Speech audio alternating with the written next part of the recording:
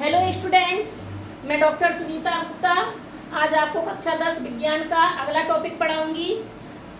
सभी को राधे राधे। सभी बच्चे जल्दी जल्दी चैनल में जुड़ जाइए। और जिन बच्चों को 10वीं की विज्ञान बहुत अच्छे से पढ़ना है वह वासु कोचिंग सेंटर को ज्वाइन कर लीजिए।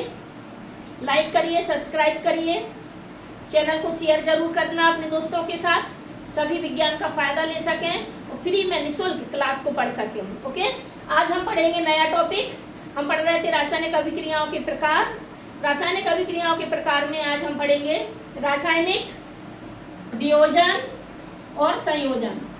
तो संयोजन अभिक्रिया किसे कहते हैं? संयोजन अभिक्रिया। और दूसरी पढ़ेंगे वियोजन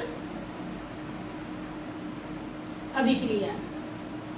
वियोजन अभिक्रिया को अपघटन अभिक्रिया भी कहते हैं। अपघटन अभिक्रिया के नाम से भी जाना जाता है। ठीक है गाइस, आ रहा है सभी बच्चों को समझ में? तो संयोजन अभिक्रिया किसे कहते हैं? जब किसी रासायनिक अभिक्रिया में दो या दो से अधिक अभिकारक आपस में मिल जाते हैं तो एकल उत्पाद का निर्माण करते हैं, संयोजन अभिक्रिया कहलाती है। जब दो या दो से अधिक अभिकारक आपस में मिलकर एकल उत्पाद का निर्माण करते हैं तो संयोजन अभिक्रिया कहलाती है। ये क्या है यहाँ पर? अभिकारक। ये भी क्या है? बी वाला अभिकारक। अभिकारक ने मिलकर क्या बनाया? उत्पाद।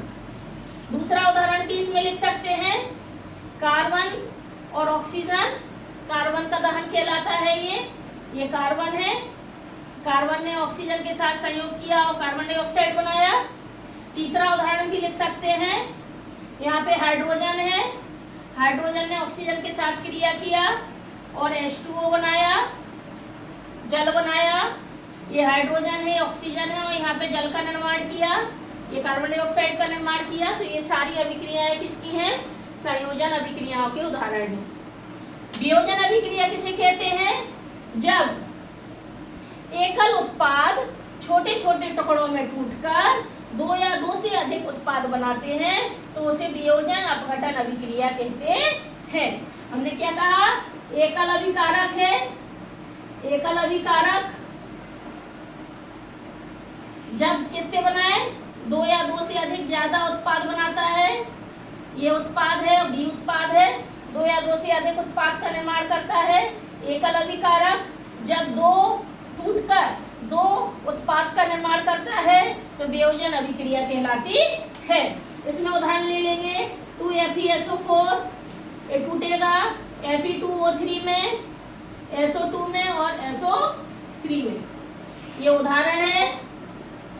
ठीक है, दूसरा उदाहरण भी इसमें हम लिख सकते हैं।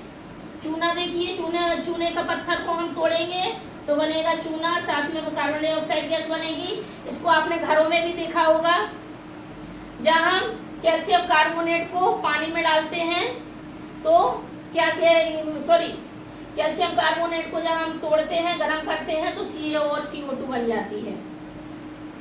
ऐसा है CaCO3, ये क्या है? हमारा चूना पत्थर है। क्या है ये? चूना पत्थर। चूना पत्थर से क्या बन गया? बुझा हुआ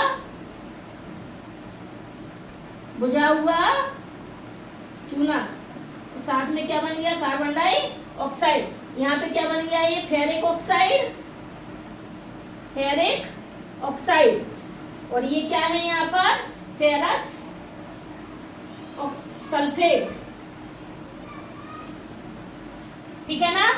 तो वियोजन अभिक्रिया, इसमें क्या लिखेंगे हम? संयोजन अभिक्रिया में लिख देंगे जब दो या दो से अधिक अभिकारक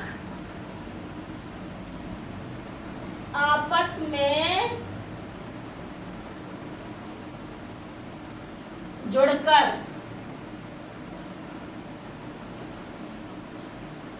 एकल उत्पाद का निर्माण करते हैं तो इसे संयोजन अभिक्रिया कहते हैं। वियोजन अभिक्रिया में हम क्या लिखेंगे?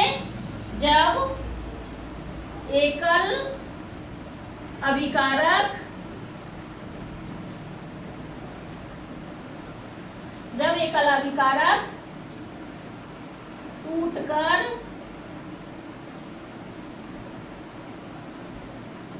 दो या अधिक उत्पाद का निर्माण करते हैं,